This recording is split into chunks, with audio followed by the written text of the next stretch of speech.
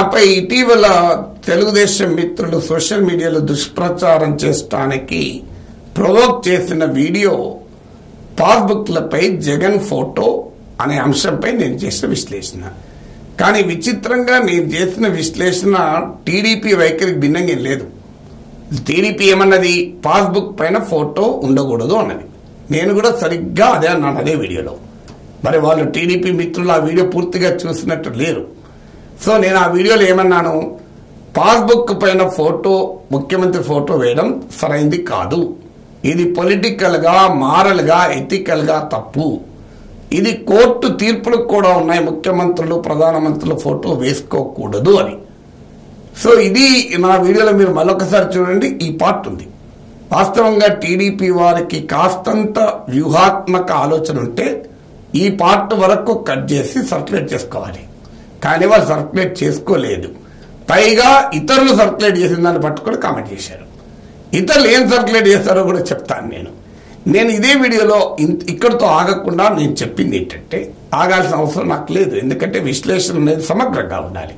నేనేమన్నాను, జగన్ పాస్బుక్ పైన జగన్ ఫోటో వేయడం తప్పైతే వ్యాక్సిన్ సర్టిఫికేట్ పైన మోడీ ఫోటో కూడా తప్పే కదా అన్నాను. సో ఎందుకు, పాస్బుక్ అనేది ఒక వ్యక్తిగత ఆస్తి. ఇది ప్రభుత్వం ఇచ్చినటువంటి ఆస్తి కాదు. ముఖ్యమంత్రి 5 ఏళ్లే ఉంటాడు, అలా ఫోటో వేసుకోవడం ఎలా కరెక్ట్ అని. కానీ అర్థం కావాల్సింది అంటే, భూమి అయినా అమ్ముకున్నప్పుడు ఇంకోరికి పోతుంది. వ్యాక్సినేషన్ అనేది మనకే శాశ్వతంగా ఉంటుంది. వ్యాక్సినేషన్ శాశ్వతంగా ఉంటుంది, ప్రైమ్ మినిస్టర్ శాశ్వతంగా ఉండడు. భూమి అయినా అమ్ముకున్నప్పుడు మారిపోతుంది, టైటిల్ మారిపోతుంది, పేరు మారిపోతుంది. కానీ వ్యాక్సినేషన్ ఎప్పుడూ మారదు కదా. మరి దానిపైన మోడీ ఫోటో ఏంటి? అయితే కొంతమంది అనొచ్చు, ప్రభుత్వం ఉచితంగా ఇచ్చింది కనుక మోడీ ఫోటో వేసుకున్నారు. కరెక్టే, ప్రభుత్వం ఉచితంగా ఇచ్చినప్పుడు వేసుకుంటే ఆ లాజిక్ కరెక్ట్. నేను ప్రభుత్వం ఉచితంగా ఇచ్చిన వ్యాక్సిన్ వేసుకోలేదు. నేను అపోలో హాస్పిటల్లో నా డబ్బులు చెల్లించి నేను వ్యాక్సిన్ వేయించుకున్నాను. నేను ఆ రోజుల్లో నా గుర్తు 1500 కట్టాను. సో నేను డబ్బులు పెట్టి వ్యాక్సిన్ కొనుక్కున్నాను. నాకు అపోలో హాస్పిటల్ వ్యాక్సిన్ వేసింది. అపోలో హాస్పిటల్ ఆధార్ పునావాలా దగ్గర కోవిషీల్డ్ వ్యాక్సిన్ కొన్నది. ఇందులో మోడీ ప్రమేయం ఎక్కడుంది? మోడీ సంబంధం ఏముంది ఇందులో? నేను వ్యాక్సిన్ కొన్నది నేను, అమ్మింది ఆధార్ పునావాలా, వేసింది అపోలో హాస్పిటల్. కానీ నా వ్యాక్సిన్ సర్టిఫికేట్ మీద మోడీ ఫోటో ఉన్నది కదా. మరి నేను ప్రభుత్వం ఇచ్చిన ఉచిత వ్యాక్సిన్ వేసుకోలేదు కదా. ఇవాళ మోడీ ఉంటాడు, 10 ఏళ్ల తర్వాత నా వ్యాక్సిన్ సర్టిఫికేట్, 20 ఏళ్ల తర్వాత నా వ్యాక్సిన్ సర్టిఫికేట్ కూడా మోడీ ఫోటోని ఉండడం కరెక్టా? ఈ మాటే నేను అన్నాను. ఈ మాట అనే ధైర్యం టీడీపీకి లేదు. ఎందుకంటే ఇప్పుడు బీజేపీతో పొత్తులో ఉంది.